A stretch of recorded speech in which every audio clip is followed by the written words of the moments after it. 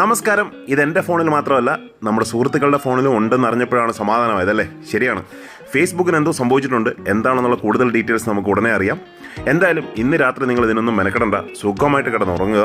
ഇല്ല, യൂട്യൂബ് കാണുക. യൂട്യൂബിൽ ഇഷ്ടംപോലെ വീഡിയോസ് കിടപ്പുണ്ട്, യൂട്യൂബ് കാണുക. പണികൾ നടക്കുന്നുണ്ടാവും. എന്തായാലും ഫേസ്ബുക്ക് ഇല്ലാതെ നമുക്ക് ജീവിക്കാൻ പറ്റുമെന്ന് നമുക്ക് തന്നെ നോക്കാം. ഇതുകൊണ്ട് സംഭവിക്കാൻ പോകുന്നൊരു പ്രധാന ഗുണമെന്ന് പറഞ്ഞാൽ കുറേ ഫേക്ക് ഐ ഡികൾ, ഇത് ഫേക്ക് ഐ ഡി അല്ല കേട്ടോ, ഇത് എൻ്റെ ഒറിജിനൽ ഐ ഡിയാണ്, ലോഗിൻ ആവുന്നില്ലെന്നേ ഉള്ളൂ. കുറേ ഫേക്ക് ഐ ഡികൾ ഇല്ലാതാവും. കാരണം ലോഗിൻ ചെയ്യാൻ പറ്റാതെ പഴയ പാസ്വേഡുകളൊക്കെ മറന്നുപോയാൽ, അല്ലെങ്കിൽ മൊബൈൽ നമ്പർ ഇവിടെ ആയിപ്പോയാൽ അവിടെ ആയിപ്പോയ ഒരുപാട് ആളുകളുണ്ടാവും.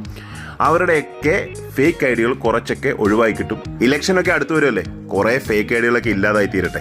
എന്തായാലും അണ്ണൻ ഇന്ന് രാത്രി നല്ല പണി ചെയ്യും. അവിടെ രാവിലെയാണ് അമേരിക്കയിൽ, അപ്പോൾ നല്ല പണി ചെയ്യും. എന്തായാലും നാളെ ഒരു ശുഭപ്രതീക്ഷ നമ്മൾക്ക് വെക്കാം.